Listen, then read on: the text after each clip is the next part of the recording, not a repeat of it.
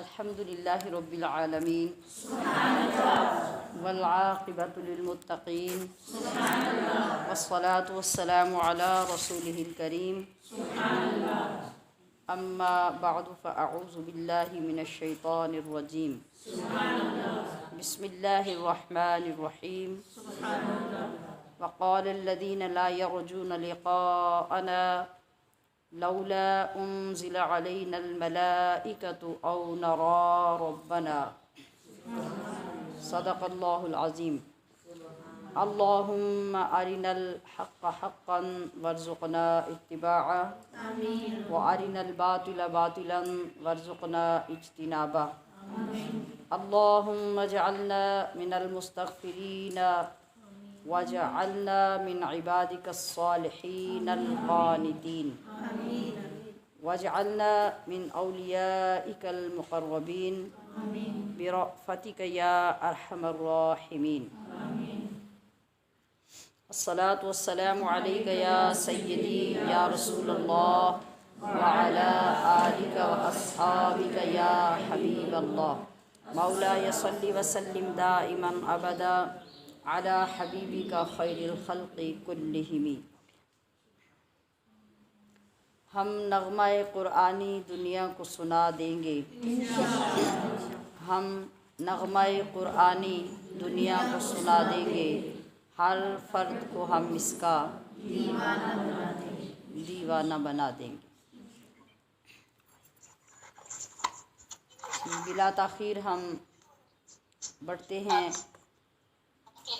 آج کی گفتگو جو 19ویں پارے سے متعلق ہے۔ اس پارے میں رکوع بھی 19 ہی ہیں، جن میں پہلے 4 رکوع سورۃ الفرقان کے جو کل ہم نے شروع کی تھی، اس کے بعد آگے 11 رکوع سورۃ شعراء میں ہیں اور 4 رکوع سورہ نمل میں۔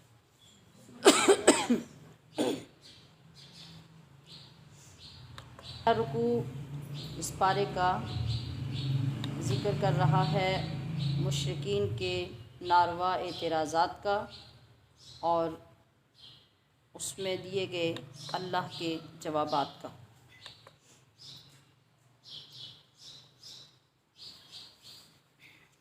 جس طرح سے ہم جا بجا پیچھے یہ پڑھتے ہوئے آئے ہیں کہ مشرکین طرح طرح کے اعتراضات کرتے، تقاضے کرتے کہ نبی کو فرشتہ ہونا چاہیے تھا، ہمیں پتہ چلتا کہ واقعی یہ اللہ کی طرف سے آیا ہے۔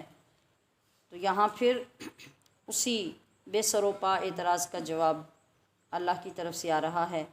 ایک تو یہ کہ فرشتہ صرف محمد صلی اللہ علیہ وسلم پر ہی کیوں اترتا ہے، ہم پر کیوں نہیں اترتا؟ یعنی حضرت جبریل وحی لے کے آتے تو نبی علیہ الصلوۃ والسلام جب فرماتے کہ فرشتہ مجھ پر وحی لے کے آیا تو یہ اعتراض کرتے کہ فرشتہ آپ پہ کیوں آتا ہے، ہمارے اوپر فرشتہ کیوں نہیں آتا؟ تو اللہ تعالیٰ ہم سے کیوں ملاقات نہیں کرتا؟ قرآن کریم نے اس کا جواب دیا کہ اس مطالبے کی وجہ تکبر اور سرکشی ہے اور قیامت کا انکار ہے۔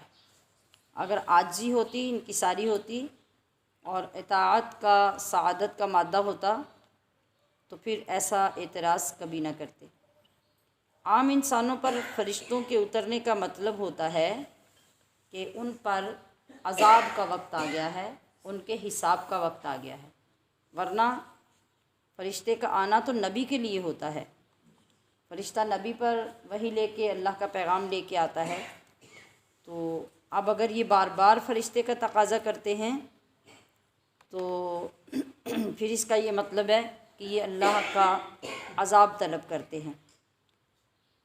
فرمایا گیا کہ جس دن بادل پھٹیں گے اور پھر فرشتے اتریں گے، اس دن مجرموں کے لیے کوئی اچھی خبر نہیں ہوگی۔ ان کے اعمال فضا میں اڑا دیے جائیں گے، یعنی تحلیل ہو جائیں گے، ختم ہو جائیں گے، کچھ باقی نہیں بچے گا۔ اور یہ سن لیں کہ انہیں بہت انتظار ہے فرشتے کے اترنے کا، تو جس دن فرشتے اترے تو کافروں پر وہ دن بہت بھاری ہوگا، بہت مشکل ہو جائے گا۔ اس دن ظالم افسوس سے اور ندامت سے اپنی انگلیاں چباتے ہوں گے کہ ہم نے کیا مانگ لیا۔ اور اس دن ایک اللہ کے علاوہ کسی کا حکم نہیں چلے گا۔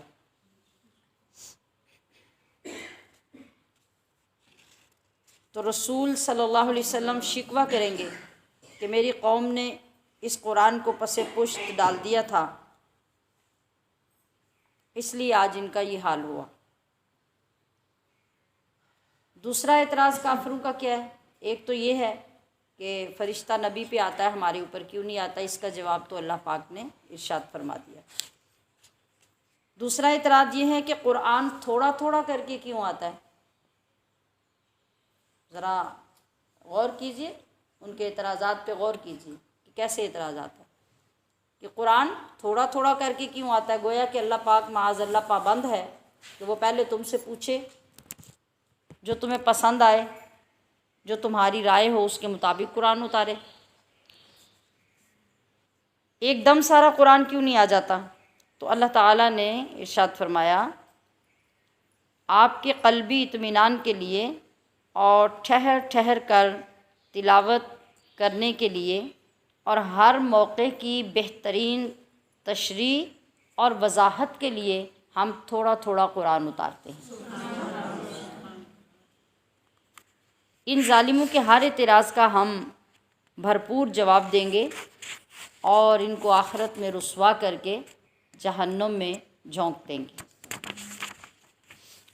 جب موسیٰ علیہ السلام کو اللہ پاک نے ساری تختیاں توریت کی اکٹھی دے دی تھیں تو کیا حال ہوا تھا؟ اس وقت پھر انہوں نے مانا تھا؟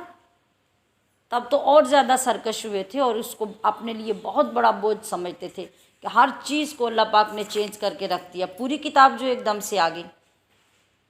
تو جب مکمل سیٹ اپ جو انسان کا ہوتا ہے یا اس کی ایک زندگی کی روٹین ہوتی ہے، اس کو چند لمحوں میں بدل کر سارا رکھ دیا جائے اور آرڈیننس جاری ہو جائے کہ آپ بالکل اس میں سے کچھ بھی نہیں کر سکتے، تو وہ مشکل ہوتا ہے۔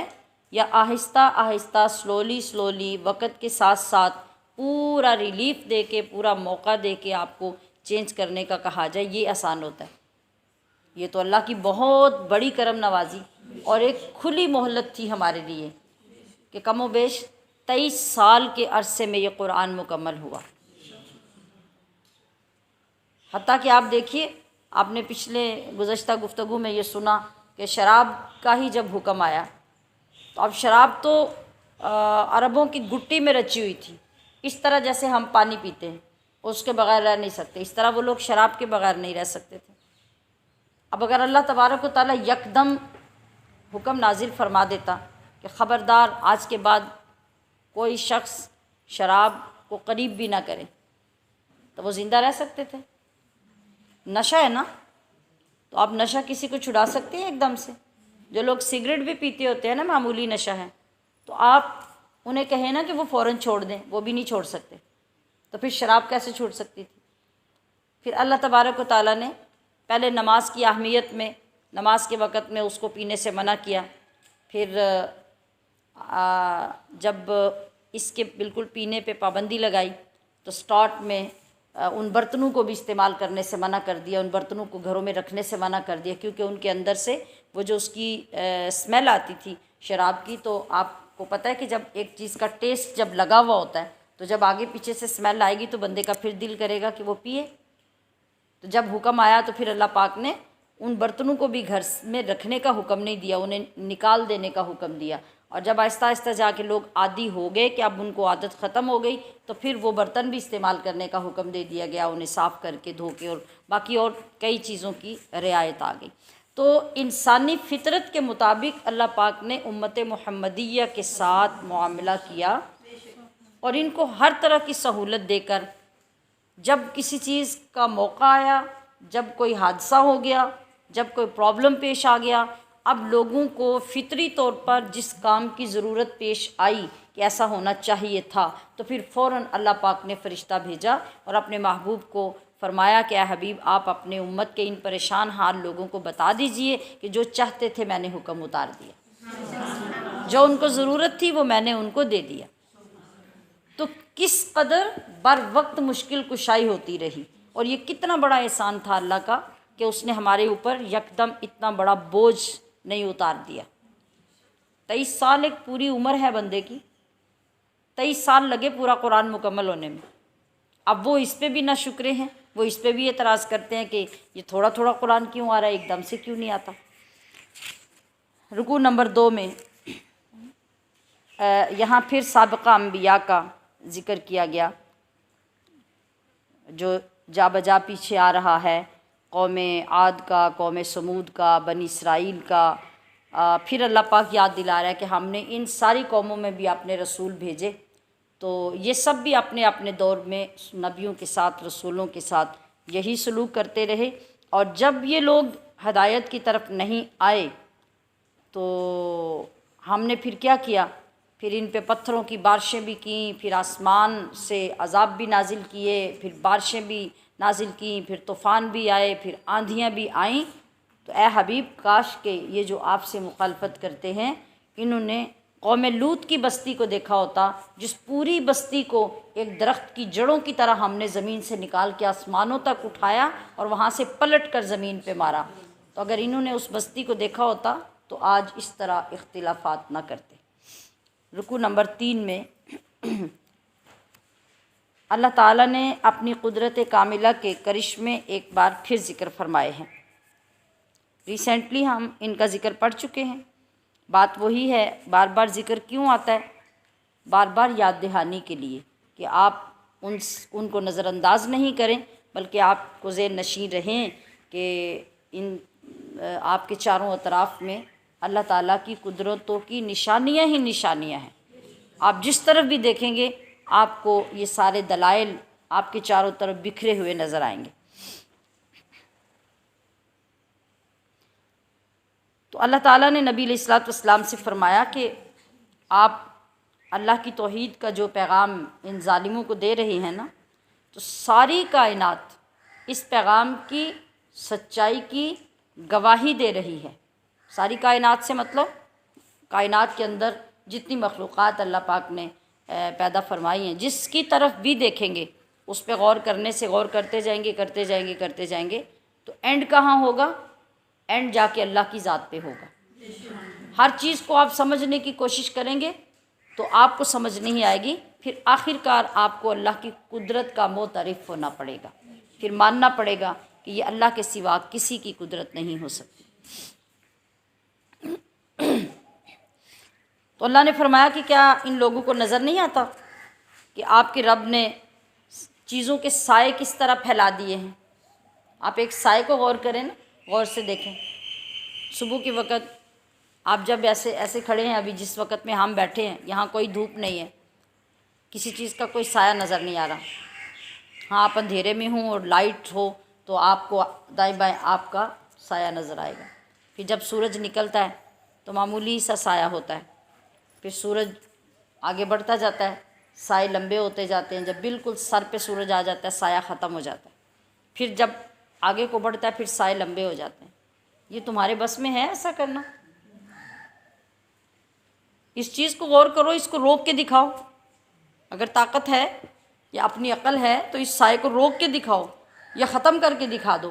تم تو یہ بھی نہیں کر سکتے، تو تمہیں ماننا پڑے گا کہ یہ بھی اللہ کی قدرت ہے۔ پھر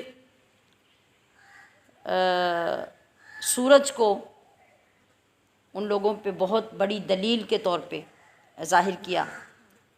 اگر وہ چاہتا تو ان کو ایک جگہ پہ ٹھہرا سکتا تھا، چلایا کیوں سورج کو؟ جب وہ ایسی چیز پیدا کر سکتا ہے تو وہ اس کو ایک جگہ پہ، جیسے ہمارا ایک بلب یا ایک لائٹ ایک جگہ پہ لگی ہوتی ہے تو روشنی دیتی ہے، تو اس کی قدرت کے آگے یہ کیا مسئلہ تھا کہ وہ سورج کو درمیان آسمان کے کھڑا کر دیتا؟ جب دل کرتا ایک سائڈ پہ پردہ ڈال دیتا، جب دوسری سائڈ پہ ڈال دیتا، رات بھی ہو جاتی، دن بھی ہو جاتا، وہ تو یہ کرنے پہ بھی قادر تھا۔ اب اس نے سورج کو چلایا، اس نے چاند کو چلایا، ان چلانے کے اندر کتنی حکمتیں تھیں انہیں یہ بھی نظر نہیں آتا۔ پھر رات بنائی، پھر نیند عطا کی، رات بنائی پھر نیند عطا کی۔ جب کبھی سر میں درد ہو، پیٹ میں درد ہو، بخار ہو جائے، 1 دن 2 دن 3 دن نیند نہ آئے، تو کبھی سوچا کیا حشر ہوتا ہے؟ تو پھر کبھی غور کیا کہ نیند کتنی بڑی نعمت ہے؟ اور آپ اپنی مرضی سے چھوڑ کے آپ میڈیسن کھاتے رہیں تو ضروری نہیں ہوتا کہ اس میڈیسن سے بھی آپ کو نیند آ جائے۔ ایک وقت ہوتا ہے جب تک آپ کو میڈیسن سے نیند آتی ہے، آرٹیفیشل نیند لیتے ہیں آپ، وہ میڈیسن اثر کرتی ہے، اور ایک ٹائم آتا ہے کہ پھر وہ میڈیسن بھی اثر کرنا چھوڑ دیتی ہے۔ ایک رب ہے جو ایک روٹین سے آپ کو نیند عطا کرتا ہے، آپ کو آرام کا وقت دیتا ہے، آپ کو ماحول مہیا کرتا ہے، پہلے رات لاتا ہے پھر نیند لاتا ہے، پھر آپ کو اگلی نئی صبح کے لیے تیار کرتا ہے۔ تو یہ ساری نشانیاں کیا اللہ کو جاننے کے لیے، اس پر ایمان لانے کے لیے کم ہیں؟ بارش لاتا ہے تو پھر اس خوبصورت منظر کو ذرا تصور میں لائیں کہ بارش سے پہلے ٹھنڈی ہوائیں بھیجتا ہے، دنیا تپ رہی ہوتی ہے، اب موسم آ رہا ہے نا آگے، آپ کو یاد آئے گا کہ گرمی کی شدت سے کیا حال ہوتا ہے، پھر جیسے ہی کہیں سے ٹھنڈی ہوا کا جھونکا آتا ہے تو بندہ خوش ہو جاتا ہے کہ بس اب بارش آنے والی ہے، وہ اپنی بارش سے پہلے بھی نشانیاں بھیجتا ہے۔ اور پھر بارش، آپ کمرے کے اندر ہیں، آپ نے اے سی چلایا ہوا ہے، آپ نے پنکھے چلائے ہوئے ہیں، باہر شدت کی گرمی ہے، تو بارش باہر ہوئی ہے، آپ تو پہلے بھی کمرے میں تھے، اب بھی کمرے میں ہیں، اب وہاں اندر بیٹھ کے کون سی طاقت ہے جو باہر کی بارش کی سردی وہاں پہنچا رہی ہے، اور اٹھ کے آپ کو اے سی بند کرنا پڑتا ہے، اسی اے سی سے آپ کو ٹھنڈک لگنے لگ جاتی ہے۔ آپ پیاس سے بے حال تھے، بارش آپ پہ تو نہیں ہوئی، آپ چھت کے نیچے بیٹھے ہیں، بارش باہر ہو رہی ہے، اندر بیٹھے ہوئے آپ کی پیاس ختم ہو جاتی ہے۔ کبھی یہ چیزیں سوچی، کبھی غور کیا؟ تو یہ اللہ ہے، یہ اس کی طاقتیں ہیں، یہ اس کی قدرتیں ہیں، وہ یہ سمجھا رہا ہے، وہ فرما رہا ہے کہ پھر بارش برسا کے تو اس نے مردہ زمینوں کو زندہ کیا۔ زمین جب زندہ ہوتی ہے تو پھر طرح طرح کی فصلیں اگاتی ہے، طرح طرح کے پھل اگاتی ہے، پھول اگاتی ہے، اور ہر طرف سرسبز، ہر چیز ہر طرف سرسبز ہو جاتی ہے، شاداب ہو جاتی ہے۔ پھر وہ انسانوں اور حیوانوں کو پانی پلانے کا انتظام کرتا ہے۔ تو دیکھو، غور کرو کہ کتنی وضاحت کے ساتھ اس نے اپنی قدرتیں بیان کر دیں۔ تو اے نبی، اے پیغمبر، اگر ہم دیکھتے کہ آپ سے اکیلے دعوت کا کام نہیں ہو سکتا تو ہم پہلے کی طرح ہر بستی میں زیادہ سارے نبی بھیج دیتے، لیکن آپ کو جو ہم نے شان دی ہے، آپ کی شان یہ ہے کہ آپ اکیلے ہی کافی ہیں، آپ کے ہوتے ہوئے کسی اور نبی کی، کسی اور پیغمبر کی ضرورت نہیں ہے۔ تو جب اتنی طاقت ہم نے آپ کو عطا کی ہے تو پھر آپ ان کافروں کی بالکل پرواہ نہ کریں، آپ مضبوط رہیں، آپ کو یہ کبھی کمزور نہیں کر سکتے۔ آپ قرآن کا ہتھیار اختیار کریں، قرآن کو ہتھیار بنا کر ان کے ساتھ جنگ لڑتے رہیں، ان کے ساتھ جہاد جاری رکھیں۔ اللہ کریم نے پہلے بھی آپ کی فتح کا فیصلہ فرما رکھا ہے، اور آپ کے غلاموں کو ہی فتح عطا فرمائے گا۔ پھر فرمایا کہ اللہ تعالیٰ نے میٹھے اور کھاری پانی کو اکٹھا کر دیا اور ان کے درمیان پردہ رکھ دیا۔ آپ سارے جتن کر لیں، جو پانی ہے اور پانی کے اندر جو سیلانی ہے، یعنی وہ جو لیکوڈ ہے، وہ ایک جگہ پہ ٹھہر نہیں سکتا، اس کی فطرت یہ ہے کہ وہ چلتا ہے۔ زمین کے اوپر بھی ڈال کے دیکھ لیں، وہ چلے گا، آپ ادھر بھی پانی ڈالیں ادھر بھی پانی ڈالیں، تھوڑی دیر کے بعد وہ چلتے ہوئے آپس میں مکس ہو جائیں گے۔ یہاں کوئی پریشر نہیں ہوتا، کوئی زور نہیں ہوتا، کوئی بہت زیادہ پانی نہیں ہوتا۔ تو سمندر میں اللہ پاک نے فرمایا مرج البحرین یلتقیان بینہما برزخ لا یبغیان، کہ جس نے اس کو رواں کیا، جاری کیا، سمندر کے اندر پانی چلائے اس طرح سے کہ ان کے درمیان ایسی آڑ ہے جو تمہیں نظر بھی نہیں آتی، اور دونوں پانی لا یبغیان اپنی حد سے تجاوز نہیں کرتے۔ جہاں دو دریاؤں کا مجمع البحرین یہی ہے کہ جہاں پہ دو دریا جمع ہوتے ہیں، تو آپ کو کبھی سفر کرنے کا موقع ملا اور آپ لوگوں نے دریا کا وہ حصہ دیکھا ہو تو ایک طرف سے بالکل مٹیالہ پانی مٹی کی طرح کا جو ہوتا ہے عام پانی جا رہا ہوتا ہے، دوسری طرف بالکل نیلا پانی ہوتا ہے، اور اس طرح سے ایسے کر کے لائن بنی ہوتی ہے، اور ادھر کا پانی ادھر نہیں آتا، ادھر کا پانی ادھر نہیں آتا، بغیر کسی دیوار کے رب اس سارے پانیوں کو چلا رہا ہے۔ ایک پانی میٹھا ہے، ایک پانی کڑوا ہے، اور دونوں ساتھ ساتھ چل رہے ہیں۔ اب بھی تمہیں سمجھ نہیں آتی کہ اللہ کتنا طاقتور ہے؟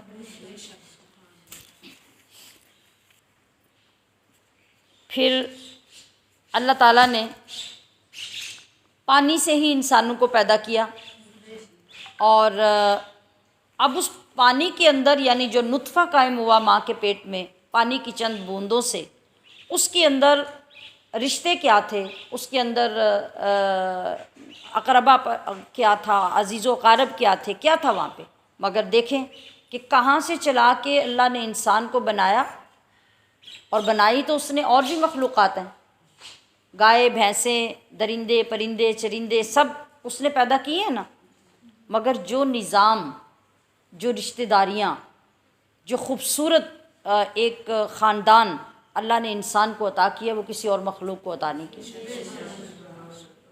اس نے کس نظام اور کس سسٹم کے تحت انسان کے ننہال بنائے، انسان کے ددہال بنائے، اور ادھر سے رشتہ داریاں بنائیں، ادھر سے رشتہ داریاں بنائیں، پھر نکاح کے لیے ایک ضابطے بنائے کہ اپنی مرضی سے ہر مؤنث مذکر کا نکاح نہیں ہو سکتا، وہ سارے رشتے آخر تک قائم رکھنے کے لیے ایک اعلیٰ ترین نظام عطا کر دیا۔ تم سمجھ سکتے ہو اس نظام کو جو اللہ نے تمہیں عطا کیا؟ فرمایا کہ خدا کی شان تو آپ نے سن لی، مگر یہ ظالم جن کی پرستش کرتے ہیں وہ انہیں نفع نہیں پہنچا سکتے، نہ انہیں نقصان دے سکتے ہیں۔ تو اے حبیب آپ ان کے ایمان کی فکر نہ کریں، آپ کا کام صرف خوشخبری دینا جنت کی اور ڈر سنانا دوزخ کا، آپ کی ڈیوٹی یہ ہے، تو آپ ان کے انکار کی پرواہ نہیں کریں۔ آپ کون سا ان سے تنخواہ لے رہے ہیں، آپ کوئی ان سے وظیفہ لے رہے ہیں، آپ اپنے رب پہ بھروسہ کریں، وہ ہمیشہ زندہ ہے اور زندہ رکھنے والا ہے، وہ قائم ہے اور قائم رکھنے والا ہے، اس کی تسبیح میں مشغول رہیں اور ان تک بس میرا پیغام پہنچاتے رہیں۔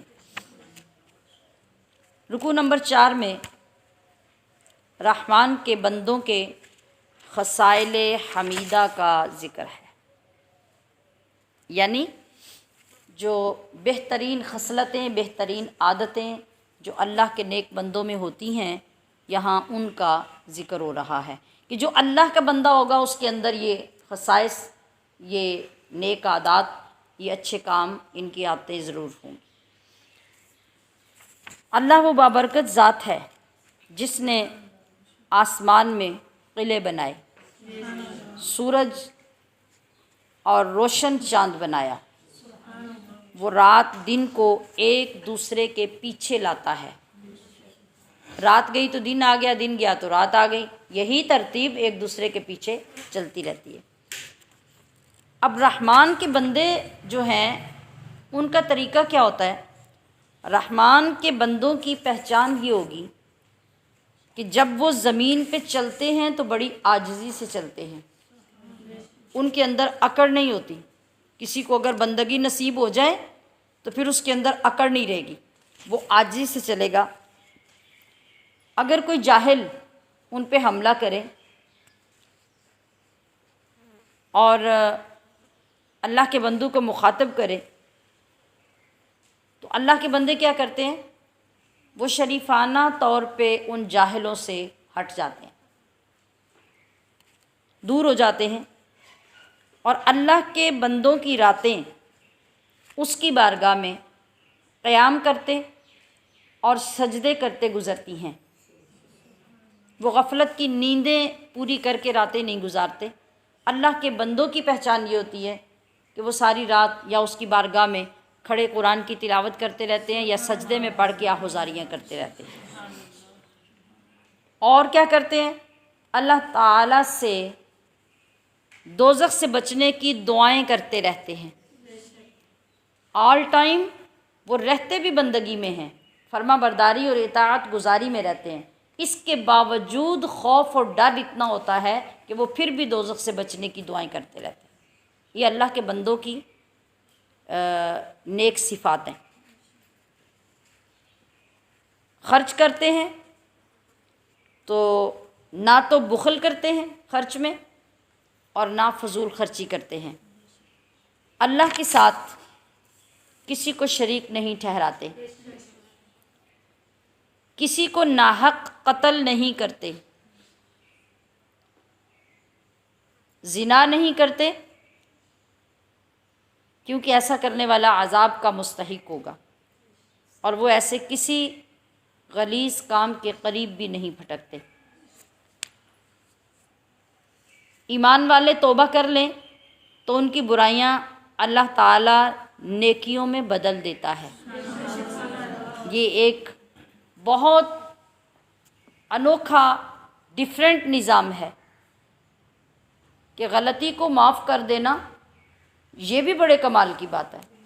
آپ سوچیں، ہماری کوئی چھوٹی سی غلطی کرے تو ہم اس کو معاف کرنے کے لیے کتنا تردد کرتے ہیں، اور کر بھی دیں اگر دوسروں کے مجبور کرنے سے تو پھر بھی عرصہ دراز تک ہمارے اندر سے وہ بات نہیں جاتی، اور اگر وقتی طور پہ چلی بھی جائے تو جب کبھی دوبارہ موقع ملے تو ہم جتانے سے باز نہیں آتے کہ فلاں وقت میں نے تمہارے ساتھ یہ نیکی کی، ایسا کیا ویسا کیا۔ اب اللہ کیا ہے؟ اللہ کی شان یہ ہے کہ وہ فرماتا ہے کہ جب ایمان والے برائی کرنے کے بعد توبہ کر لیں تو معافی تو میں ان کو دیتا ہی ہوں، لیکن وہ جو ان کی برائیاں ہوتی ہیں نا، ان کے نامہ اعمال کے اندر رکھی ہوئی وہ برائیاں نیکیوں میں تبدیل کر دیتا ہوں۔ وہاں برائی نہیں رہتی، حالانکہ فرشتوں نے اپنے ریکارڈ میں ان کو برائیاں لکھا ہوتا ہے، مگر میں اپنے کرم سے ان برائیوں کو نیکیاں بنا دیتا ہوں، اور وہ جو برائیاں فرشتوں نے لکھی ہوتی ہیں ان کو بھلا دیتا ہوں کہ انہوں نے کوئی برائی لکھی تھی۔ اس سے زیادہ بھی کوئی اپنے بندے سے پیار کر سکتا ہے؟ اس سے زیادہ بھی کوئی مہربانی اور احسان کر سکتا ہے جتنا اللہ کریم فرماتا ہے؟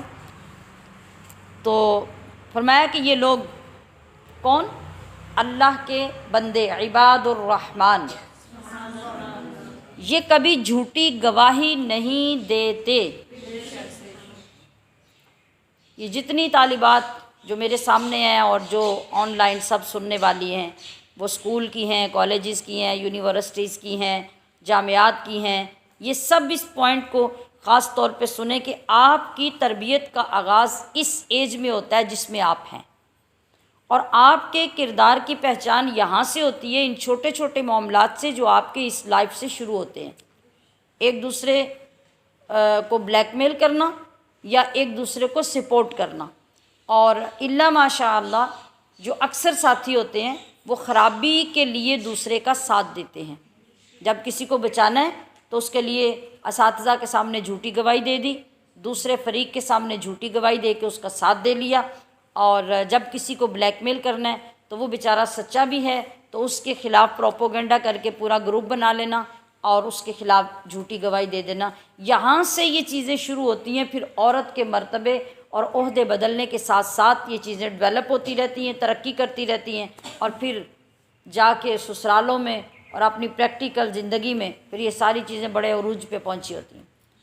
پھر عورت کے سامنے کوئی اتنی مہارت اور نہیں رکھتا جتنی عورت رکھتی ہے کہ اس نے جھوٹی اور سچی گواہیاں دے کے کس طریقے سے جال بننے ہیں اور کس طریقے سے تباہیاں کرنی ہیں۔ لیکن یاد رکھیے کہ جو اللہ کا بندہ ہوگا، وہ عورت ہو یا مرد ہو، بندگی میں مؤنث مذکر نہیں ہے، وہ مذکر یعنی عورت ہے یا مرد ہے، لیکن جب اسے اللہ کا بندہ ہونا نصیب ہو گیا ہے تو وہ اپنی جان تو پیش کر دے گا لیکن جھوٹی گواہی نہیں دے گا۔ بے شک وہ ایک پیسے کی گواہی ہو یا 1 کروڑ کی گواہی ہو، بے شک وہ ایک ذرے کی گواہی ہو یا پوری دنیا کی سلطنت کی گواہی ہو، اس کی زبان سے کبھی جھوٹی گواہی نہیں نکلے گی۔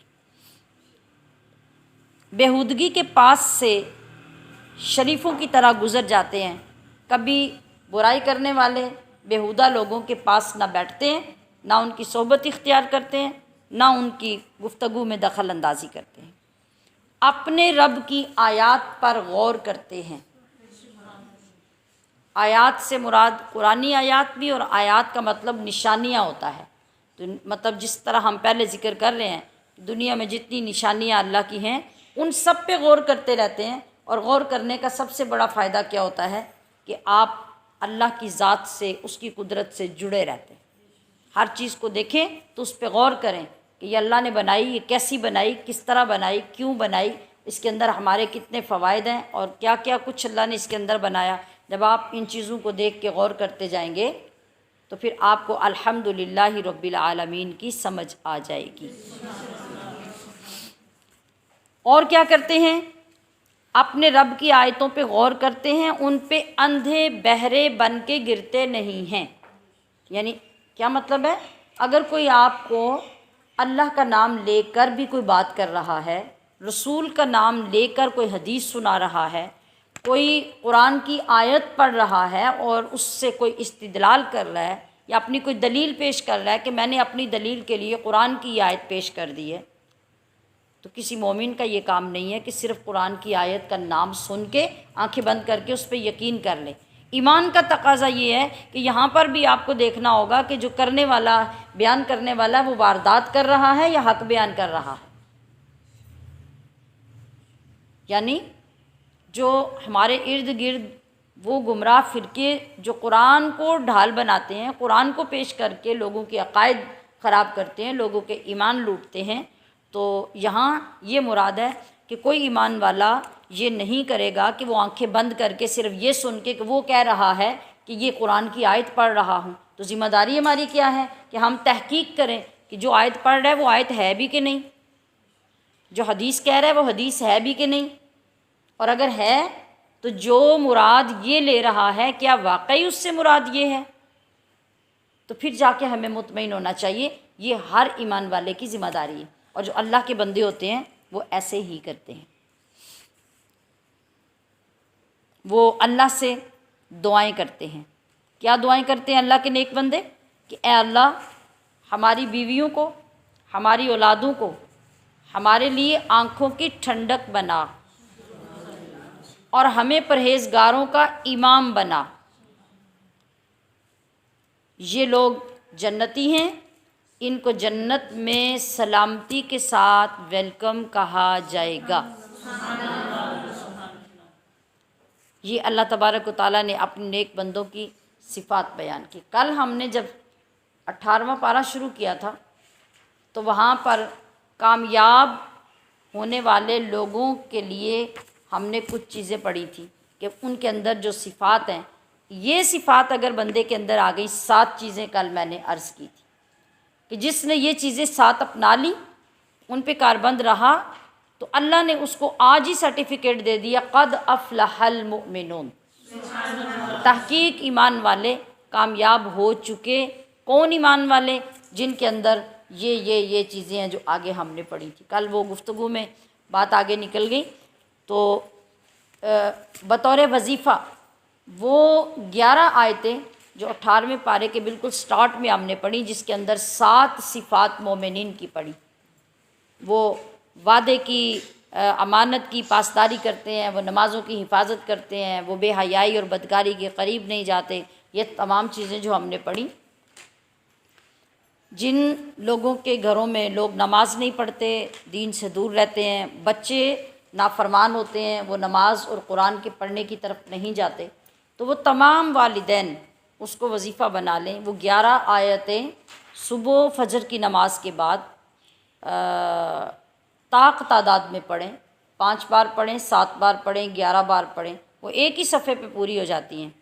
تو ان کو پانی پہ دم کر کے رکھ لیں، اور دن میں جتنی مرتبہ موقع ملے ان بچوں کو پانی پلاتے رہیں، کچھ عرصہ لگاتار یہ کریں۔ بچوں کے علاوہ گھر میں کوئی بھی فرد، بے شک بچوں کا باپ ہو یا بھائی ہو، یا جو نماز کی طرف نہیں آتا، اللہ کی اطاعت کی طرف نہیں آتا، بے نمازی ہے تو ان کو اس طرح دم کر کے پانی پلانے سے اور اللہ سے دعا کرنے سے انشاءاللہ اللہ پاک انہیں نمازی بنا دے گا اور فرما بردار بنا دے گا۔ یہ ضروری چیز تھی کل جو مس ہو گئی، اسے نوٹ فرما لیں۔ اب اس کے بعد سورۃ الشعراء شروع ہوتی ہے۔ شعراء شاعر کی جمع ہے، سمجھ آ گئی؟ شعراء شاعر کی جمع ہے۔ تو اس سورۃ مبارکہ میں شاعروں کے تذکرے اور پھر ان کی ذہنیت کے بارے میں ذکر ہوا ہے، اس لیے اس سورۃ کا نام سورۃ الشعراء رکھا گیا ہے۔ اس کی 216 آیتیں اور 11 رکوع ہیں۔ اس کے علاوہ اس سورہ مبارکہ میں قرآن مجید کی عظمت، فصاحت، بلاغت اور کفار کے فرمائشی معجزات کا رد اور انبیاء کرام کی دعوت کا بھی تذکرہ کیا گیا ہے، جس سورت کو ابھی ہم پڑھنے جا رہے ہیں۔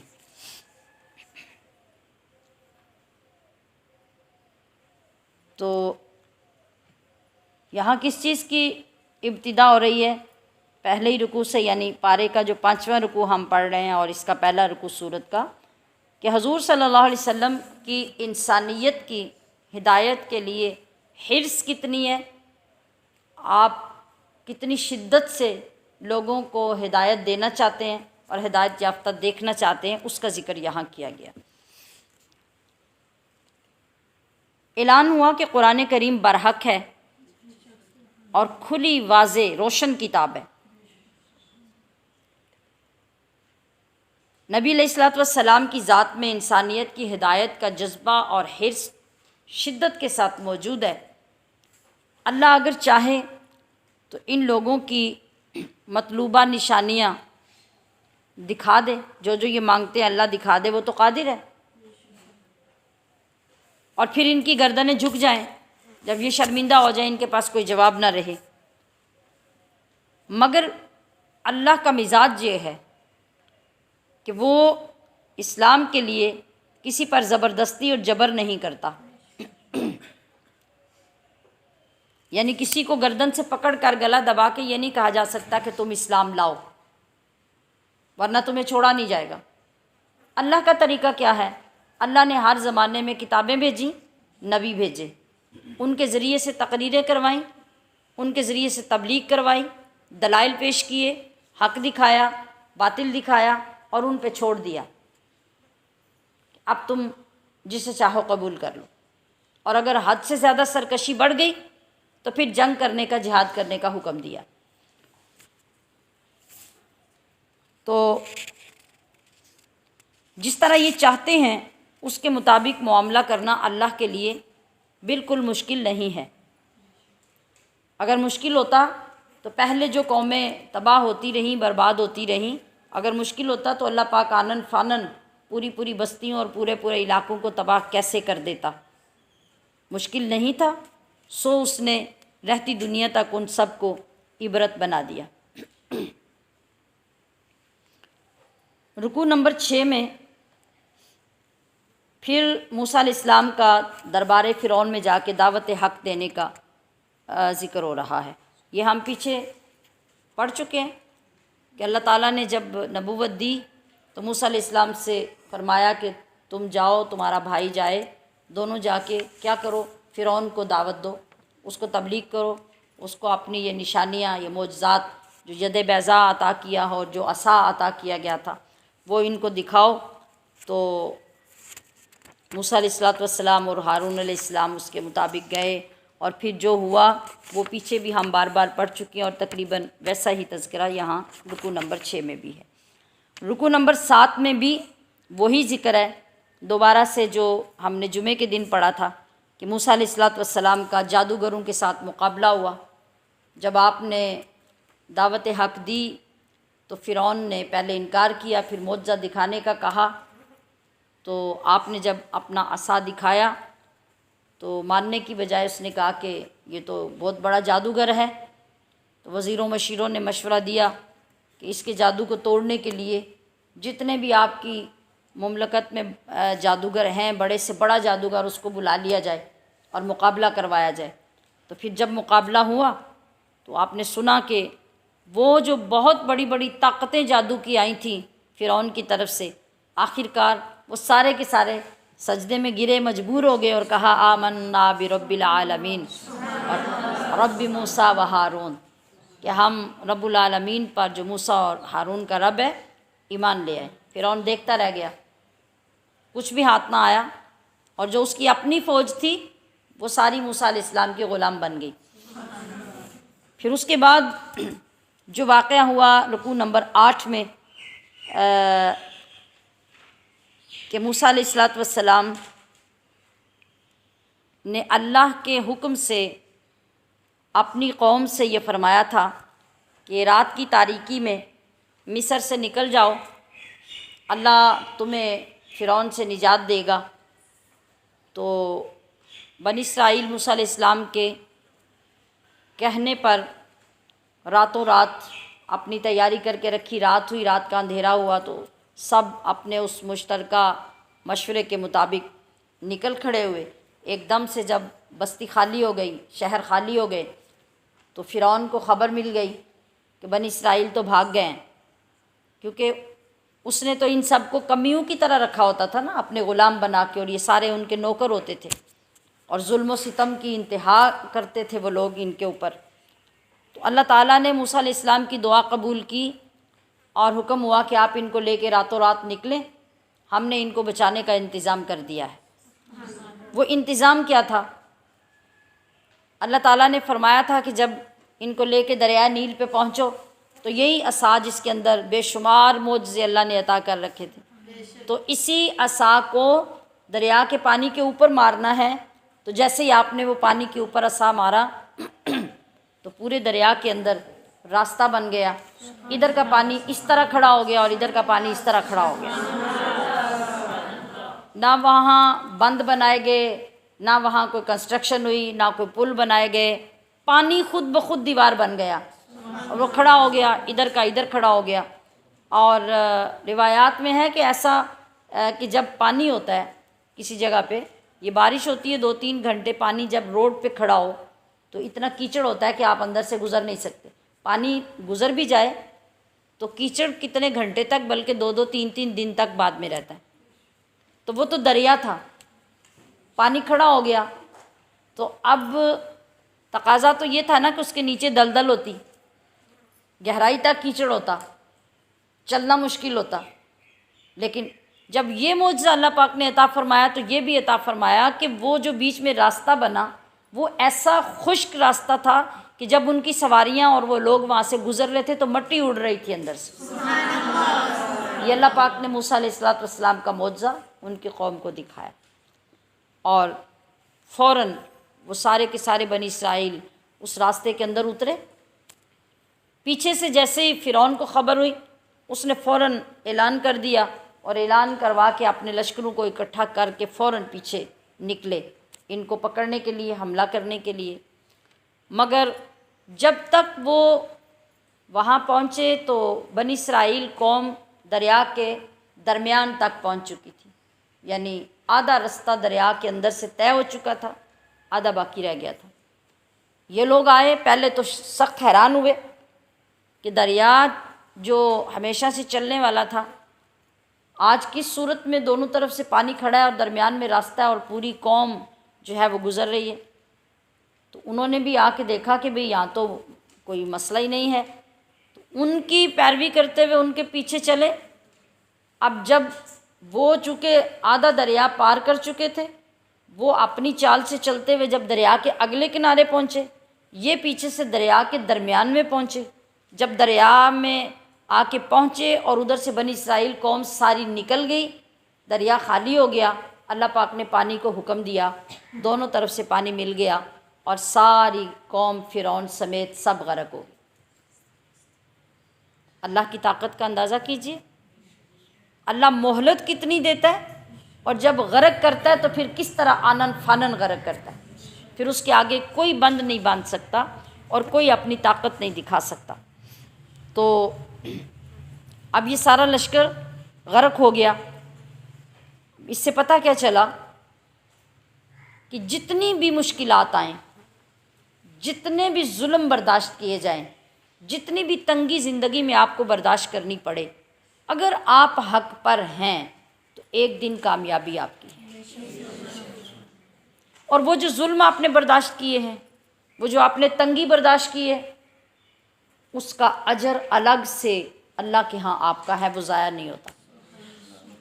کامیابی بھی آپ کی ہوگی، اور جن اذیتوں سے گزر کے آپ کامیابی کے مرحلے تک پہنچے ہیں، وہ اذیتیں کبھی رب آپ کی ضائع نہیں کرے گا۔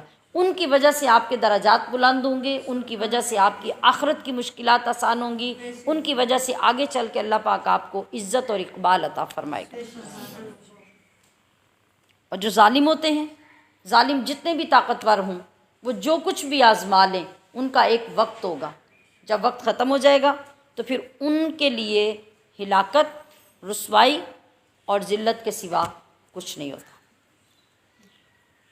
اب جو حضور نبی جب حضرت موسیٰ علیہ السلام کو اللہ پاک نے جو یہ اتنا بڑا معجزہ اور اتنی بڑی کامیابی عطا فرمائی، اتنا بڑا فضل ہوا، تو ایک مرتبہ آقا دو عالم صلی اللہ تعالی علیہ وسلم تشریف فرما تھے، تو صحابہ اکرام موجود ہیں، اور حضرت عبداللہ بن مسعود فرماتے ہیں کہ ایسے میں حضرت موسیٰ علیہ السلام کا ذکر کرتے ہوئے حضور نبی اکرم صلی اللہ علیہ وسلم نے ارشاد فرمایا کہ میں وہ تمہیں کلمات نہ سکھا دوں جو موسیٰ علیہ السلام نے اس وقت کہے تھے جب آپ کے لیے اللہ نے سمندر کو پھاڑ دیا تھا۔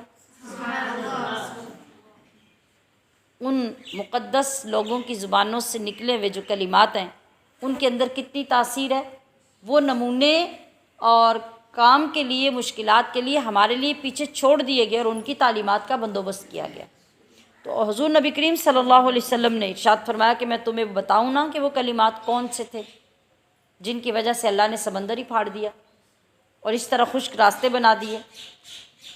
تو حضرت عبداللہ بن مسعود فرماتے ہیں کہ میں نے عرض کی یا رسول اللہ ضرور، آپ کرم فرمائیے اور بتائیے۔ تو آپ نے ارشاد فرمایا کہ اس وقت جب عصا مارا موسیٰ علیہ السلام نے، تو اللہ کے حکم سے انہوں نے پڑھا اللہم لک الحمد وَإِلَيْكَ الْمُشْتَقَى وَبِكَ الْمُسْتَغَاثُ أَنْتَ الْمُسْتَعَانُ لَا حَوْلَ وَلَا قُوَّةَ إِلَّا بِاللَّهِ۔ اب حضرت ابن مسعود کیا فرماتے ہیں، جو آگے والی بات ہے نا، وہ بھی بڑی قابل غور ہے۔ حضور صلی اللہ علیہ وسلم نے تو عطا فرما دی دولت، بیٹھے بٹھائے آپ نے بہت بڑی دولت عطا فرما دی۔ اب جب تک آگے کوئی قوم فکر رکھنے والی، سوچ رکھنے والی، عمل کی طرف متوجہ ہونے والی نہ بیٹھی ہو، تو قیمتی سے قیمتی الفاظ ضائع ہو جاتے ہیں۔ حضرت عبداللہ بن مسعود فرماتے ہیں کہ میں نے جب آقا دو عالم علیہ السلام کی بارگاہ اقدس سے آپ کی زبان پاک سے یہ الفاظ سنے، تو پھر اس کے بعد میں نے ان کلمات کو ہمیشہ کے لیے اپنا ورد بنا لیا۔ میں اٹھتے بیٹھتے چلتے پھرتے ہر وقت پھر ان کلمات کا ورد کرتا رہتا۔ تو یقیناً جب اتنی بڑی مصیبت اللہ پاک نے ان کلمات کی وجہ سے دور کر دی قوم بنی اسرائیل کی، تو اگر حضرت عبداللہ بن مسعود نے یہ اپنا ورد بنا لیا تو پھر آپ کی مشکلات کیسے حل نہیں ہوتی ہوں گی، اور آپ کو ان کلمات سے کتنے فوائد حاصل ہوتے ہوں گے۔ تو ہم تو پورا قرآن سن لیتے ہیں، تو جب بند کرتے ہیں تو ایک لفظ بھی نہیں پتہ ہوتا کہ ہم نے کیا سنا ہے۔ سارا مہینہ بھی سنتے رہیں تو پھر بھی ہم خالی کے خالی ہوتے ہیں۔ دوسرے دن، چوتھے دن، 6 مہینے بعد جب پوچھیں تو وہ سارا کچھ بھول چکا ہوتا ہے۔ تو سب سے پہلے اس جذبے کی اپنے اندر پیدا کرنے کی ضرورت ہوتی ہے کہ ہم جو سن رہے ہیں اس میں سے ہم نے محفوظ کتنا کیا، ہم نے حاصل کتنا کیا، عمل کے لیے کتنی چیزیں ہم نے سلیکٹ کی اور پھر ان کو اپنے عمل میں شامل کر لیا۔ یہ ایمان والوں کی ذمہ داری بھی ہوتی ہے، ان کا ذوق بھی ہوتا ہے، ان کی محبت بھی ہوتی ہے۔ اللہم لک الحمد وإلیک المشتقی وبک المستغاث انت المستعان ولا حول ولا قوة الا باللہ۔ رکوع نمبر 9 میں حضرت ابراہیم کی اپنی قوم کو دعوت حق دینے کا ذکر کیا گیا ہے۔ یہ بھی ہم پیچھے پڑ چکے ہیں کہ آپ نے کس طریقے سے اپنی قوم کو سورج، چاند، ستاروں کی دلیلیں دے کر اور پھر ان کے بتوں کو توڑ کر اور بڑے بت کے کندھے پہ کلہاڑا رکھ کر پھر ساری دلیلیں ان کو دے کر لاجواب کیا اور اپنے رب کی طرف بلایا اور ان کو دعوت دی، اور پھر ان سارے لوگوں کو یہ باور کروایا کہ یہ تمہارے رب ہیں، یہ تمہارے معبود ہیں جو بول نہیں سکتے، ہل نہیں سکتے، اپنی مدد نہیں کر سکتے، تمہیں کوئی فائدہ نہیں دے سکتے، تمہیں کوئی نقصان نہیں پہنچا سکتے، سنو میرا رب تو وہ ہے جس نے مجھے پیدا کیا، پھر میرا رب وہ ہے جو میری ہر حال میں رہنمائی کرتا ہے، پھر میرا رب وہ ہے مجھے وہ کھلاتا بھی ہے، پلاتا بھی ہے، اور جب میں بیمار ہو جاتا ہوں تو وہ مجھے شفا بھی دیتا ہے، وہی مجھے مارے گا، وہی مجھے زندگی دے گا، اور میں امید کرتا ہوں کہ قیامت کے دن میری خطائیں بھی وہ معاف کرے گا۔ اتنی واضح دلیلیں دے کر حضرت ابراہیم نے ان لوگوں کو بتایا کہ خدا کون ہوتا ہے، رب کون ہوتا ہے، اس کی طاقت کتنی ہوتی ہے، اور جن کو تم اپنے خدا مانتے ہو وہ کس کام کے ہیں۔ رکوع نمبر 10 میں حضرت نوح علیہ السلام اور ان کی قوم کا ذکر آیا، یہ بھی ہم پیچھے پڑ چکے ہیں۔ رکوع نمبر 11 میں حضرت ہود علیہ السلام اور ان کی قوم کا ذکر آیا۔ یہ لگاتار جو رکوع آتے ہیں نا، یہ چھوٹے چھوٹے رکوع ہیں، اور ان کے اندر ان سارے لوگوں کی ایک ہی بات، ایک ہی جملہ بار بار دہرایا گیا ہے کہ نبی نے یہ کہا، قوم نے یہ کہا، نبی نے یہ کہا، قوم نے یہ کہا، اور وہ انہیں پورے ٹائم تک سمجھاتے رہے، اس طرف لانے کی کوشش کرتے رہے، مگر وہ سرکشی کرتے رہے، نافرمانی کرتے رہے، اور اللہ پاک ان کو تباہ و برباد کرتا رہا۔ یہ خلاصہ ان سارے رکوعات کا ہے۔ تو حضرت ہود علیہ السلام کس قوم کی طرف آئے تھے؟ قوم عاد کی طرف، اور ان کا ذکر ہم نے پیچھے پڑھا کہ یہ نہایت اونچے، لمبے اور بڑی ہیوی جسامت والے اور اتنے زبردست قوت والے کہ یہ پہاڑوں کو توڑ توڑ کر ان کے اندر شاندار قسم کے، شاہکار قسم کے گھر بناتے تھے، اتنی طاقتور قوم تھی، مگر جب اللہ کے نبی کو جھٹلایا، اس کو نہیں مانا، تو اللہ نے ایسی آندھی بھیجی کہ اس آندھی سے ان کو تباہ و برباد کر دیا۔ رکوع نمبر 12 میں حضرت صالح علیہ السلام کا تذکرہ ہے۔ آپ کو یاد ہو گیا ہوگا کہ حضرت صالح علیہ السلام کس قوم کی طرف آئے تھے؟ قوم سمود کی طرف۔ تو ان کا معجزہ بڑا مشہور تھا، وہ کیا تھا؟ وہ بھی یاد ہوگا جی؟ تو جو دور بیٹھے لوگ سن رہے ہیں، کم از کم اتنی آواز تو آپ کی ہو کہ انہیں پتہ چلے کہ آپ نے کچھ سن کے یاد رکھا ہوا ہے۔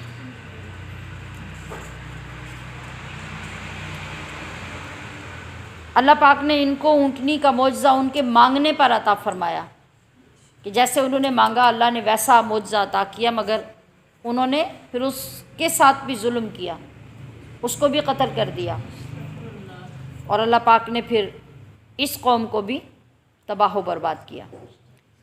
رکوع نمبر 13 میں قوم لوط کا ذکر آیا۔ قوم لوط کون تھی؟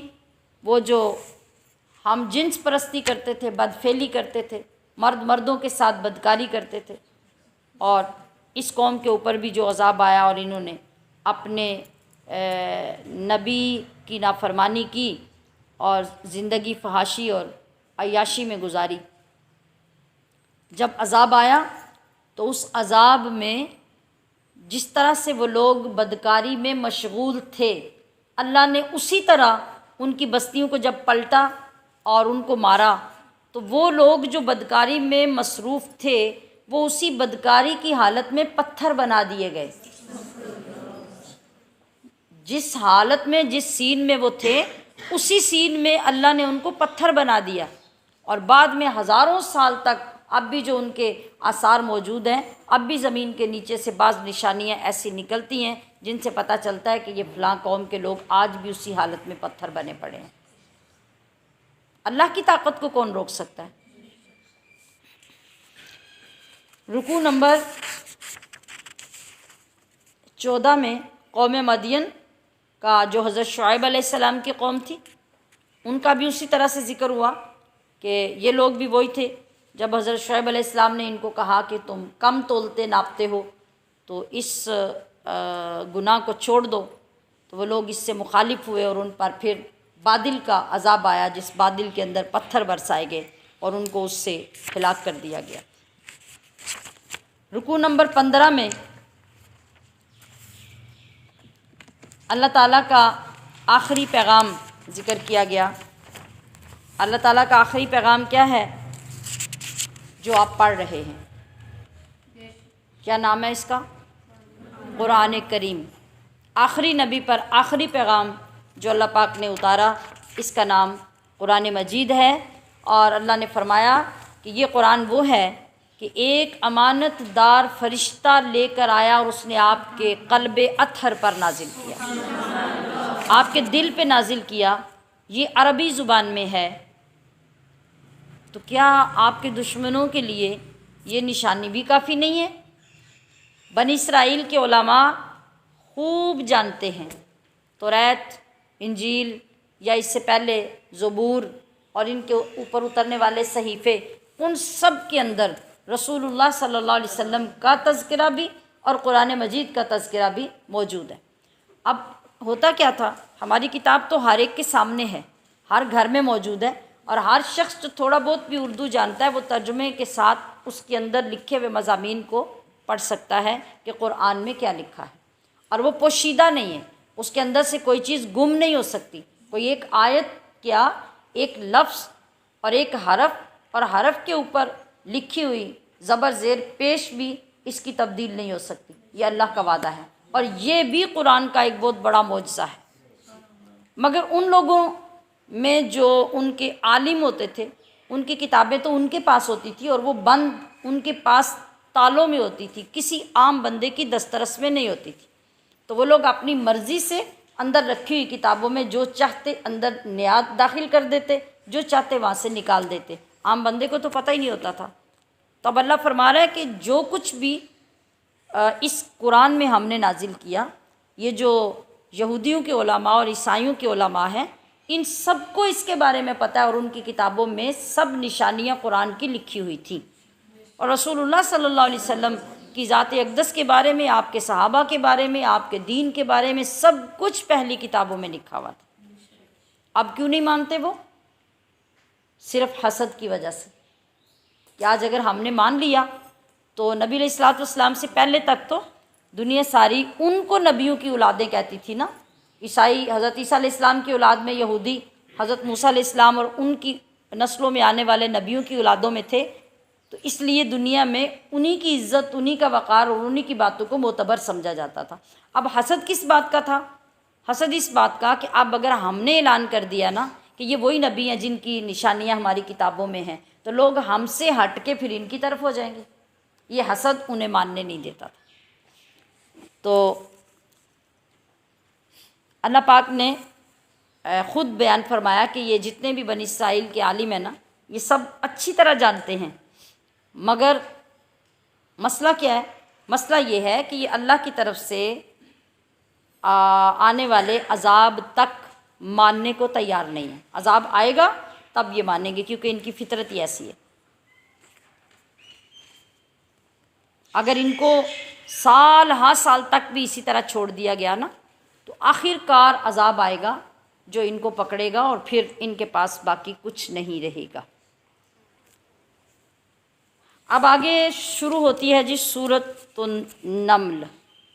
نمل کہتے ہیں چیونٹی کو، پنجابی میں جسے ہم کیڑی کہتے ہیں. یہ باریک سی کیڑی جو چل رہی ہوتی ہے، اسے عربی میں نملن کہتے ہیں، نمل. اس صورت میں نمل یعنی چیونٹی کا بڑا خوبصورت واقعہ بیان کیا گیا ہے، اور یہ بالکل الگ سے ایک دلچسپ واقعہ ہے. تو اسی نسبت سے اس سورت کا نام بھی سورۃ النمل رکھا گیا. اس کے بعد تفصیلی واقعہ اس میں حضرت سلیمان علیہ السلام کا، جبکہ حضرت موسیٰ، حضرت داؤد، حضرت صالح، حضرت لوط علیہ السلام کے تذکرے بھی آگے اس صورت میں دہرائے گئے ہیں. تو رکوع نمبر 16 میں یہاں آغاز میں موسیٰ علیہ السلام کے نبوت سے سرفراز ہونے اور فرعون کے مخالفت کرنے کا ذکر آیا ہے۔ یہ ہم ابھی بھی پڑھ چکے ہیں، اس سے پیچھے بھی پڑھ چکے ہیں، لہذا اس کو آگے بڑھاتے ہیں کہ رکوع نمبر 17 میں سلیمان علیہ السلام، داؤد علیہ السلام اور چیونٹی ہدہد نیز حضرت سلیمان کے ملکہ بلقیس کو خط لکھنے کا تذکرہ، یہ سارا آگے رکوع میں شامل ہے جو ابھی ہم پڑھنے جا رہے ہیں۔ اللہ تبارک و تعالیٰ فرما رہا ہے کہ داؤد اور سلیمان کو ہم نے اقتدار اور بادشاہت بھی عطا کی اور نبوت اور رسالت بھی عطا کی، یعنی دونوں چیزوں کا بڑا حسین امتزاج ان ذاتوں کے اندر رکھا، اور روح پرور مناظر کو اس رکوع میں بیان کیا کہ دونوں باپ بیٹوں کو بہت سارے وسائل اور جنوں پر، انسانوں پر، حیوانوں پر، پرندوں پر بادشاہتیں عطا فرمائیں، یعنی یہ تمام مخلوقات ان کی بادشاہت میں تھی، ان کی فرما بردار تھی اور ان کے زیر حکم تھی، اور پھر ان کو پرندوں کے ساتھ گفتگو کرنے کا سلیقہ بھی سکھایا اور پرندوں کی بولیاں بھی ان کو عطا فرمائیں، یعنی ان کی سمجھ عطا کی کہ جو بھی پرندہ گفتگو کرتا تو حضرت سلیمان علیہ السلام اس کی بولی کو سمجھتے اور پھر اس کی بولی میں اس کو جواب بھی دیتے۔ تو ایک مرتبہ ایسا ہوا کہ حضرت سلیمان علیہ السلام اپنے لشکر کے ساتھ ایک بستی سے گزر رہے تھے۔ یہ لشکر کیا تھا اور بستی کیا تھی؟ چونکہ ساری دنیا کا آپ کو اللہ پاک نے بادشاہ بنایا تھا اور 40 سال تک یہ سلطنت اللہ نے آپ کو عطا فرمائی۔ تو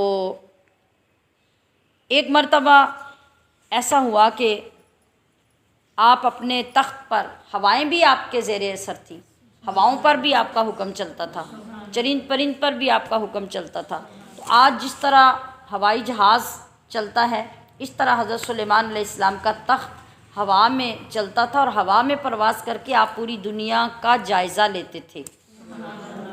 آپ تخت پر بیٹھتے، تمام وزیر، مشیر، علماء سب اس تخت کے اوپر ہوتے اور آپ اس کو حکم دیتے، وہ ہوا میں پرواز کرنا شروع کر دیتا۔ جب آپ اس کو حکم دیتے وہ ہوا سے نیچے زمین پہ آ جاتا۔ تو ایک مرتبہ آپ اپنے لشکروں کے ساتھ طائف سے یا ملک شام سے، وہاں جو اس چیونٹی کے واقعے کی وجہ سے وہ وادی نمل مشہور ہوئی، وہاں بے شمار چیونٹیاں تھیں۔ تو وہاں جب آپ کا تخت قریب آ رہا تھا تو ان چیونٹیوں کی ایک جو ملکہ چیونٹی تھی، اس نے آواز دے کر ساری چیونٹیوں سے کہا کہ تم فوراً اپنے بلوں میں گھس جاؤ، کہ کہیں ایسا نہ ہو کہ حضرت سلیمان اور ان کا لشکر بے خبری میں تمہیں کچل ڈالے۔ یہ بات چیونٹی کہہ رہی تھی زمین میں اپنی ساتھی چیونٹیوں سے، اور اس وقت زمین سے کم و بیش 3 میل بلندی پر آپ کا تخت آ رہا تھا۔ تو چیونٹی نے زمین پہ اپنی ساتھی چیونٹیوں کو خبردار کیا، اور ادھر حضرت سلیمان علیہ السلام کی سماعت کا، اللہ کے نبی کے سننے کی طاقت کا اندازہ کیجیے۔ قرآن فرماتا ہے کہ حتیٰ اذا اتوا علی واد النمل قالت نملۃ یا ایھا النمل ادخلوا مساکنکم لا یحطمنکم سلیمان وجنودہ وہم لا یشعرون، کہ ساری جلدی جلدی اپنے بلوں میں، اپنے سوراخوں میں گھس جاؤ۔ یعنی آپ دیکھیں نا کہ تیزی سے جب اس کے ہوا کے زور کے اوپر وہ چلتا ہوا تخت آئے گا تو اس کی ہوا کتنی تیز ہوگی، ایک جہاز گزرتا ہے تو کیا حال ہوتا ہے۔ تو ایسا نہ ہو کہ تم ساری کچلی جاؤ، لہٰذا اپنے آپ کو بچاؤ اور دفاع کرو اور فوراً اپنے سوراخوں میں گھس جاؤ۔ فتبسم ضاحکا من قولها، 3 میل دور تخت پہ بیٹھے حضرت سلیمان علیہ السلام اس چیونٹی کی بات سن کر مسکرائے اور مسکرا کے ہنس پڑے۔ فتبسم ضاحکا من قولها۔ آپ اندازہ کیجئے اللہ تعالیٰ نے اپنے نبیوں کو کتنی طاقت عطا کر رکھی ہے، اور دوسری طرف وہ ایک مخلوق جو چیونٹی ہے اس کا کتنا کامل یقین ہے کہ جو اللہ والے ہوتے ہیں وہ ظلماً کسی کو نہیں مارتے، وہ کسی کو حقیر سمجھ کر مثل نہیں دیتے۔ ہاں یہ ہو سکتا ہے کہ ہم ایک بالکل باریک اور کمزور ناتواں مخلوق ہیں اور ہم نظر بھی نہ آئیں، اور وہ جب اپنے زور و شور سے تخت گزرے تو اس کے پریشر سے ہم اڑ کر اپنی جانیں ختم کر دیں، تو اپنے آپ کو بچاؤ۔ تو یہ جانوروں کو، پرندوں کو، کیڑوں مکوڑوں کو، حشرات الارض کو بھی اللہ پاک نے اپنی زندگیوں کی سمجھ بھی عطا کی اور نبی کے لیے حسن عقیدہ بھی عطا فرمایا۔ پھر آپ ہی کے ایک دوسرے واقعے میں نے کہا کہ تمام پرند حضرت سلیمان علیہ السلام کے زیر اثر تھے اور آپ کی حکومت میں، آپ کی غلامی میں تھے، فرما بردار تھے۔ تو جس وقت آپ کا تخت چلتا تو اس تخت کے اوپر صاحبان کی طرح، شامیانے کی طرح سارے پرندے اپنے پر یوں جوڑ کر بڑے ڈسپلن سے، آپ نے کبھی آسمانوں پہ دیکھا؟ خاص موسم میں جب پرندے چلتے ہیں، اپنی جگہیں تبدیل کرتے ہیں تو پورے پورے قافلے نکلتے ہیں، اور کس طرح انہوں نے لائنیں بنائی ہوتی ہیں، کتنا ڈسپلن ہوتا ہے۔ تو وہ تو اللہ کے نبی کی اطاعت میں جب گزرتے ہوں گے، چلتے ہوں گے، پھر کتنا ڈسپلن ہوتا ہوگا۔ تو پورے وہ جتنے پرندے ہوتے، تخت کے اوپر جتنی جگہ ہوتی، انہوں نے اس طرح اپنے پروں سے جوڑ کر سایہ کیا ہوتا۔ تو سفر کے دوران آپ نے ایک جگہ پہ پڑاؤ کیا، ٹھہراؤ کیا، اور وہاں سے جب دوبارہ چلے تو کچھ اوپر سے آپ کو روشن جگہ خالی نظر آئی۔ آپ نے دیکھا تو وہ جگہ ہدہد کی جگہ تھی۔ تو آپ نے فرمایا کہ ہدہد کہاں ہے؟ تو آپ کو جواب دیا گیا کہ وہ یہاں موجود نہیں ہے۔ یعنی مختلف روایات میں مختلف وجوہات اس کی لکھی گئی ہیں، ہم کسی ایک چیز پہ اکتفا نہیں کر سکتے کہ وہ کہیں سستی سے رک گیا، بیٹھ گیا، یا کسی چیز کا جائزہ لینے کے لیے رک گیا۔ اس کو پانی دیکھنے کی صلاحیت اللہ نے عطا کی ہے نا ہدہد کو، تو اس کی وجہ سے رک گیا۔ باہر کیف جس طرح سے بھی ہوا، آپ کو جب یہ پتہ چلا تو پھر آپ نے اس کو بلایا، اس نے اپنے غائب ہونے کی وجہ بتائی، اور اس وجہ میں یہ ذکر تھا کہ اس نے ایک عجیب چیز دیکھی ہے۔ چیز وہی تھی کہ وہ جو ملکہ بلقیس کا نام آپ نے سنا ہے، وہ ملک سبا تھا، سبا کی وہ ملکہ تھی، یعنی بادشاہ تھی، عورت تھی۔ تو اس نے آ کے جب یہ سارا واقعہ بتایا کہ میں نے اس طرح دیکھا کہ وہاں ایک بادشاہ عورت ہے، اور وہ لوگ سب کے سب جو ہیں وہ اللہ کو پوجا نہیں کرتے، اللہ کی عبادت نہیں کرتے، بلکہ وہ گمراہ قوم ہے، اور وہ ستاروں کی پوجا کرتے ہیں۔ تو حضرت سلیمان علیہ السلام نے اسی ہدہد کی ڈیوٹی لگائی کہ تم میرا ایک خط لے جاؤ، اور وہ خط جا کر اس ملکہ کو پہنچاؤ۔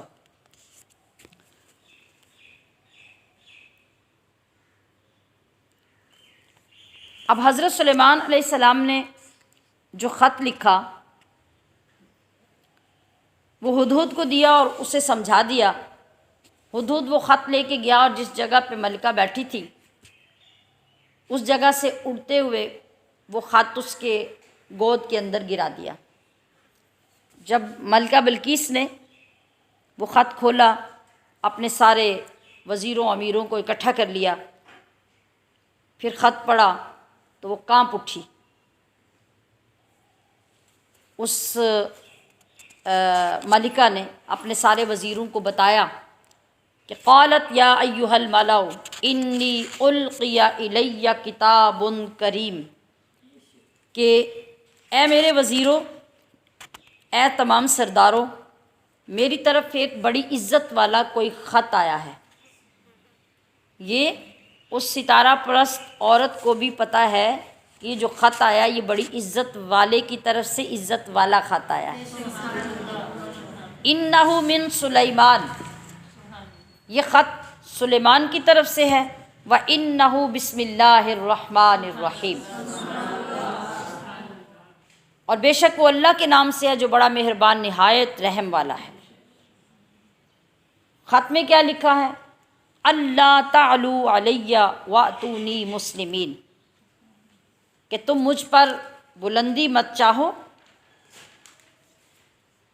اور مسلمان ہو کر تم سب میرے حضور حاضر ہو جاؤ۔ یہ اس خط میں سلیمان علیہ السلام نے اس ملکہ کی طرف لکھا تھا، کیونکہ آپ نبی تھے اور نبی کا کام تو ہر جگہ پہ اللہ کی دعوت پہنچانا ہے، لہٰذا آپ نے وہ دعوت اس طریقے سے پہنچائی۔ اب خط سنانے کے بعد ملکہ بلقیس نے مشورہ کیا کہ ہمیں کیا کرنا چاہیے۔ تو وہ جتنے امیر وزیر اور جنگی سپہ سالار اور فوجیں اور سب تھے، انہوں نے اپنی مہارت کا اعلان کیا، اظہار کیا اور کہا کہ ہمیں فوراً سلیمان علیہ السلام اور ان کے ملک پر چڑھائی کر دینی چاہیے، حملہ کر دینا چاہیے۔ وہ بڑی عقل مند ملکہ تھی، عقل مند نہ ہوتی تو بادشاہ تھوڑی بن جاتی۔ تو اس نے سارے وزیروں کو سمجھایا، اس نے کہا کہ جنگ کرنا مناسب نہیں ہے، کیونکہ جب جنگیں کی جاتی ہیں تو شہر اور ملک ویران ہو جاتے ہیں اور عزت والے لوگ ذلیل و خوار ہو جاتے ہیں۔ اس لیے میرے پاس ایک رائے ہے، میں یہ سمجھتی ہوں کہ مجھے اپنے ایک وفد کو تیار کرنا چاہیے اور اس کے ذریعے کچھ تحفے، کچھ ہدیے ان کی طرف بھیجنے چاہیے۔ اس سے امتحان ہو جائے گا، ان کی نبوت کا پتہ چل جائے گا۔ اگر تو وہ بادشاہ ہوئے، صرف بادشاہ، میں نے بتایا نا کہ وہ بیک وقت بادشاہ بھی تھے اور نبی بھی تھے، اس نے کہا کہ اگر تو صرف بادشاہ ہوئے تو یہ قیمتی ترین تحفے لے کر خوش ہو جائیں گے اور نرم پڑ جائیں گے، اور اگر نبی ہوئے تو پھر تو کوئی چیز قبول نہیں کریں گے، پھر ہمیں اس کے مطابق فیصلہ کرنا پڑے گا۔ سب لوگوں نے اس پہ اتفاق کیا۔ پھر ملکہ بلقیس نے 500 غلام، 500 لونڈیاں، بہترین قسم کے لباس، ان لباسوں کے ساتھ قیمتی ترین زیور، اور ان کے ساتھ ساتھ 500 سونے کی اینٹیں اور بے شمار جواہرات، ہیرے، مشک و عنبر، اور ایک ایسا تاج جو انتہائی قیمتی موتیوں سے جڑا ہوا تھا، یہ سب چیزیں اور ایک خط لکھ کر بھیجا۔ حضرت سلیمان علیہ السلام کے دربار میں اس ہدہد نے ان سب کے آنے سے پہلے ساری خبریں پہنچا دی۔ آپ نے فرمایا کہ خط دے کے تو ایک طرف رک جانا اور دیکھنا کہ وہ کیا کرتے ہیں۔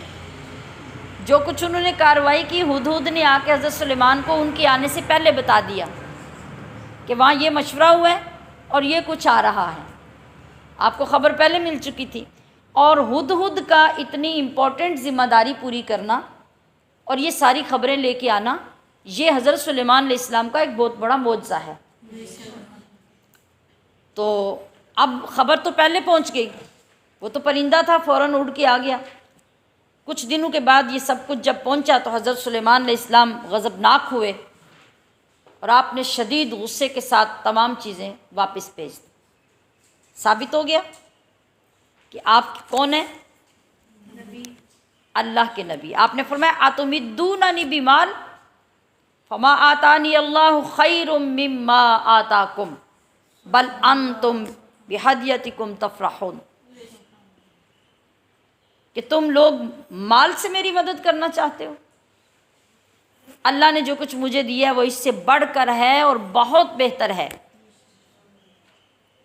جو تمہیں دیا ہے تم واپس چلے جاؤ۔ کہا کہ ارجع الیہم فلنأتینہم بجنود لا قبل لہم بہا، ہم ان پر ایسے لشکر کے ساتھ چڑھائی کریں گے جن کی ان کو طاقت نہیں ہوگی، اور ضرور ہم ان کو ان کے شہر سے ذلیل کر کے نکال دیں گے۔ یہ سلیمان علیہ السلام نے ان کو کہہ کے بھیجا، اور وہ پست ہو جائیں گے، شکست کھا جائیں گے اور انہیں ماننا پڑے گا۔ اب وہ جب قاصد واپس چلا گیا، ملکہ بلقیس کو سارا ماجرا پتہ چلا، اس نے ارادہ کر لیا کہ عقل مندی یہ ہے کہ مجھے ان کے دربار میں حاضر ہو کے سر تسلیم خم کر دینا چاہیے، ان کو مان لینا چاہیے، ان کی حکومت اور ان کی نبوت کو قبول کر لینا چاہیے۔ وہ ارادہ کر کے وہاں سے چلی، اس نے کہا کہ میں وہاں پہنچوں گی اور ان کے دین کو قبول کر لوں گی۔ مجھے اس بات سے یقین ہو گیا ہے کہ وہ اللہ کے سچے نبی ہیں۔ اب اس دوران وہ اللہ کے نبی تھے، ان تک ویسے بھی خبر رسانی ہو رہی تھی، ویسے بھی آپ کو پتہ چل رہا تھا آگے کیا ہونے والا ہے۔ تو آپ جب اپنے دربار میں بیٹھے تھے تو آپ نے اپنے درباریوں سے ارشاد فرمایا، یا ایھا الملا ایکم یأتینی بعرشها قبل ان یأتونی مسلمین، کہ بھئی تم بتاؤ تم میں سے کون ایسا بندہ ہے جو ملکہ بلقیس کے میرے پاس آنے سے پہلے اس کا تخت اٹھا کے لے آئے، اس کا تخت اٹھا کے لے آئے۔ اب تخت کوئی ایسا نہیں تھا کہ کوئی ڈائننگ ٹیبل جتنا تخت ہو یا کوئی 5-7 فٹ کا تخت ہو، 80 گز لمبا، 40 گز چوڑا، اور وہ کتنا قیمتی تخت تھا، نہ جانے کتنے پہروں میں وہ تخت رکھا ہوتا۔ آپ نے فرمایا کہ وہ کون لائے گا، یہ ڈیمانڈ کرنا کیسا تھا اور آگے سے جو جواب آنے والا ہے وہ کیسا تھا۔ اب ہم یہ جس جگہ پہ بیٹھے ہیں نا، وہاں گیٹ سے لے کے اس آخری دیوار تک یہ 72 یا 73 فٹ جگہ ہے یہ، ٹھیک ہے، وہاں سے لے کے یہاں تک، اور وہ 80 گز لمبا تخت ہے۔ اب ذرا اس سے تھوڑا اندازہ کر لیں کہ وہ ابھی اس سے بھی اور بڑا اور اس سے زیادہ چوڑائی میں وہ تخت تھا، تو لایا کیسے جانا تھا وہ کوئی ایسے تو نہیں تھا کسی چوک میں پڑا ہوا۔ تو جب آپ نے پوچھے تو قال عفریت من الجن، سرکش جنوں میں سے ایک جن بولا آپ کے دربار میں سے، انا آتی کا بھی، میں لاؤں گا۔ کتنے ٹائم میں لاؤ گے؟ ان تقوم من مقامک، جب تک آپ کا یہ جلسہ برخاست ہوتا ہے نا، آپ کی گفتگو ختم ہوتی ہے، آپ یہاں سے فارغ ہو کے اٹھیں گے تب تک میں تخت لے آؤں گا۔ کون بولا؟ جن۔ تو انی علیہ لقوی امین، میں بڑی قوت والا اور بڑی امانت والا ہوں، میں اس میں نہ خیانت کروں گا اور نہ اس سے تاخیر کروں گا۔ مگر حضرت سلیمان علیہ السلام نے فرمایا کہ میں تو اس سے بھی جلدی تخت چاہتا ہوں، یعنی تھوڑا سا ٹائم جو لگے گا گفتگو میں اٹھنے میں، تو مجھے تو اس سے بھی جلدی چاہیے۔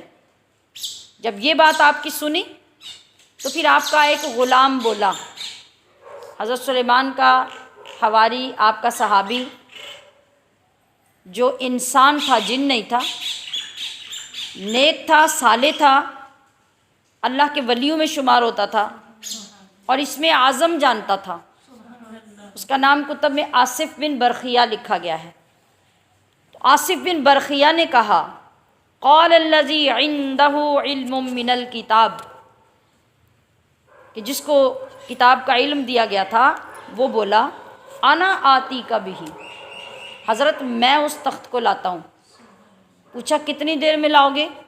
کہا قبل ان یرتد الیک طرفک، جتنے ٹائم میں آپ اپنی پلک جھپکتے ہیں نا، آنکھ کھول کے بند کرتے ہیں، آپ جب بند کر کے کھولیں گے تو تخت آپ کے سامنے پڑا ہوگا۔ یہ طاقت کس کی تھی؟ اللہ کے ولی کی۔ وہ کس کی تھی؟ سرکش طاقت والے، انتہائی ہمت والے اور انتہائی جسامت والے جن کی طاقت تھی۔ تو غالب طاقت کس کی آئی؟ اللہ کے ولی کی۔ تو انسان جب انسان بنتا ہے نا، انسان جب اللہ کی اطاعت میں کوئی مقام حاصل کرتا ہے تو پھر کوئی جن طاقت میں اس سے بڑھ نہیں سکتا، پھر طاقت اللہ کے بندے کی ہی زیادہ ہوتی ہے۔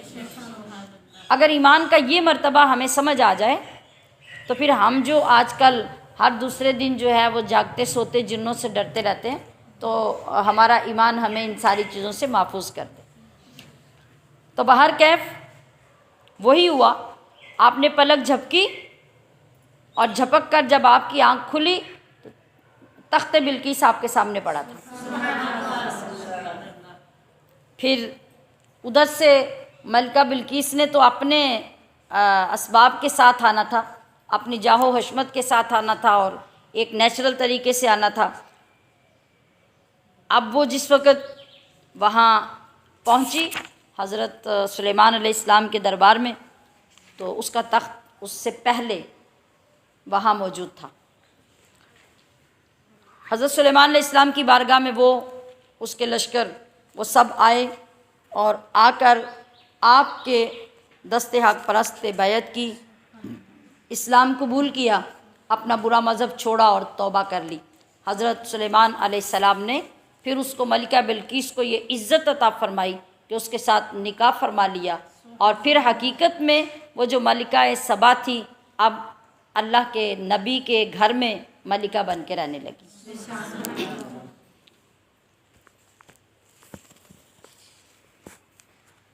رکوع نمبر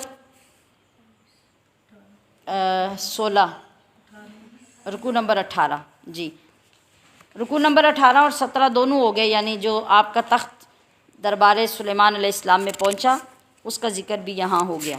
رکوع نمبر 19 آخری رہ گیا، جس میں قوم سمود اور قوم لوط کا انجام ذکر کیا گیا ہے۔ یہ ابھی ہم نے ان کا ذکر پڑھا کہ قوم لوط کا انجام کیا ہوا، اور قوم سمود جو صالح علیہ السلام کی قوم تھی جنہوں نے اللہ کے معجزہ اونٹنی کو قتل کیا، ان پر کیسے عذاب آیا اور ان پر کیسے آیا۔ اور آخر میں اللہ تعالیٰ کی حمد و ثنا اور اللہ کے منتخب بندوں پر نازل ہونے والی سلامتی کا ذکر کیا گیا ہے پارہ مکمل ہوتے ہوئے، اور معبود حقیقی اور معبود باطل ان کا تقابلی مطالعہ سامنے رکھا گیا ہے تاکہ انسان کو اللہ تک پہنچنے میں آسانی نصیب ہو جائے اور حق راستے کی پہچان ہو جائے۔ وما علیہ الا البلاغ المبین۔